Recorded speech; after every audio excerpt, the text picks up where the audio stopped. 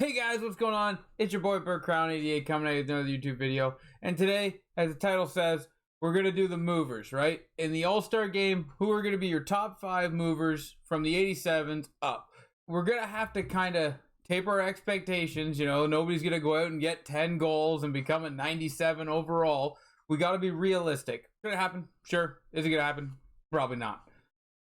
So, what we're going to be covering is my top 5 picks, who I think would be good to take the shot on. But again, if these cards become 92 overalls, like 5 goals, like you're ecstatic, right? So when you're buying these cards off the auction house, you got to keep that in mind. Chances are you might buy a card that's an 87 overall and he doesn't move at all, right? You got to be prepared for that. So as long as when you're purchasing a card you like, you keep in mind he stays an 87 or realistically 90 is like the highest he could get, 91, 92 in that area. Like, I don't see them much higher. So also look at the underlying stats in these cards, because that's also very important, which we're going to get into my 5 picks and why and their underlying stats and all that good stuff. And if you do like the video, give it a thumbs up and let's get into those top 5 movers, guys. So at first what I did is I brought up the 90 overalls because we need to properly assess how we're going to pay for these cards, because building them is not optional. The cost of building these cards for a chance at the one you want is absolutely ridiculous. So as we can see here, you can buy for about 50K, 50 to 54K, you can buy 90 overall cards. Are they great? None of these cards are going to, wow you. But this Sam Gagner, 90 overall speed, 90 acceleration, good deking, good shooting. This card, 5'11", it's not a terrible card. So, what are the true prices of the All-Star Fantasy cards, and is it worth doing, and who's our top 5? So first of all, what are the true prices? So you got to look at the players you think are your top 5 and look at their prices and if it's relevant, right? So we know 90s can go for 50K. The 87s here, they're upwards of 97K, 125K, 200K, 105K, 110K. These cards might be going for a little too much. Yes, all-star games are known to be high-scoring games, but Dylan Larkin, 125K, just go buy the John Tavares and be done with it. You know what I mean? Like, it's going to be fun. The promo itself is going to be fun, and it'll give you something to cheer for and watch. But you just got to be careful with what you spend on these cards, because not many of these are going to return value. Like the Kadri, I'd love to do the Kadri, but 88 speed, even if he goes to 92, he's only getting to 90 speed. So you gotta be careful.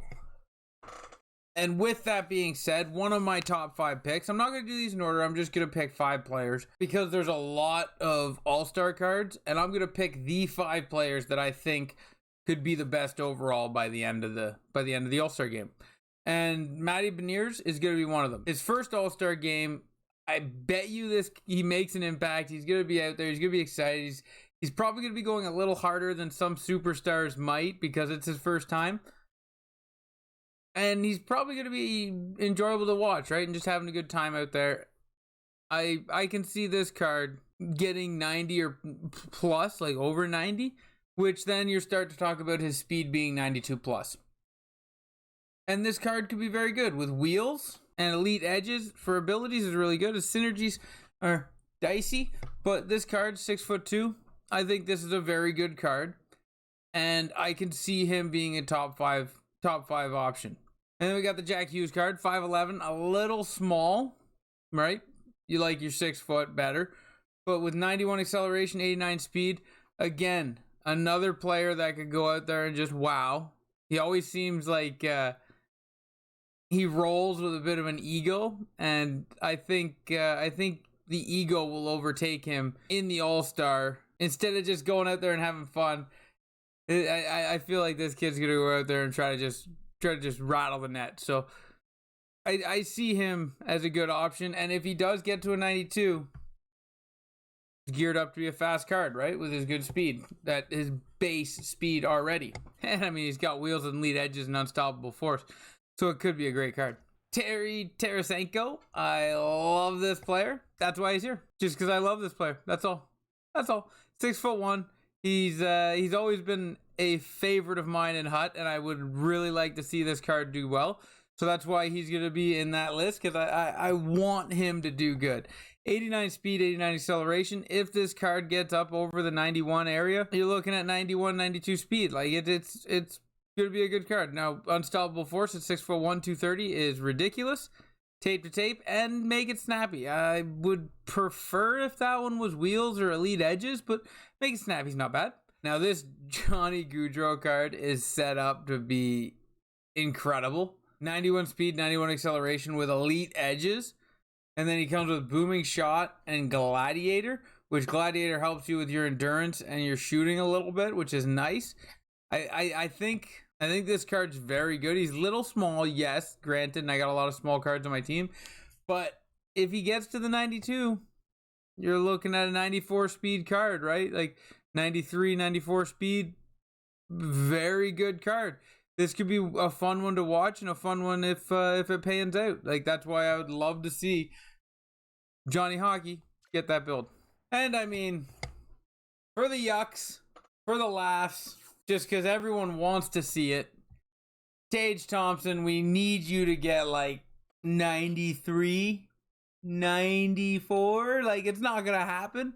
But for the Hut community, brother, we need you to do it. We need a Tage Thompson at 91 speed, at 6'6", 220 with close quarters, elite edges. Oh man, this card would be so much fun. And he comes with a workhorse, which gives him +2 to acceleration. So this card would be a blast to use. We just need him to perform. And his price tag reflects it. Coming in at $150 for his cheapest. People want this card to be great. It's there for a letdown, but boy, would it not be awesome if they decided just to showcase a good, young, massive talent. And then, of course, Johnny Hockey. He's looking like he's rolling at around 110K. Matty Beniers could be that good deal. 80K still really expensive for the chances of staying at 87 when you know you could get a 90 overall card for cheaper. You could even go out and get a really good 90 overall card for the 80K. So you got to be careful, guys. Now Jack Hughes again, another card around 100K.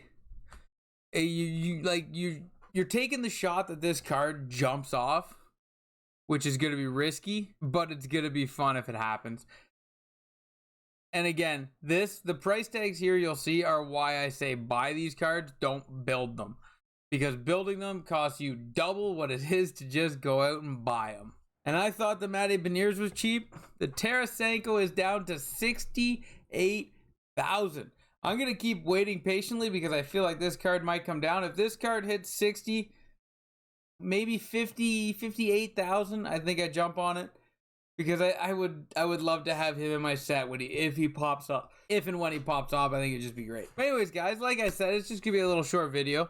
I hope you did enjoy it. And let me know in the comment section below who your players that you're chasing. Who are you going after? Who do you think the most fun is going to be in the in the All-Star game and overall movers? I would love to hear your guys' top 5 movers. Put it in the comment section below. Until next time, guys, thank you for watching.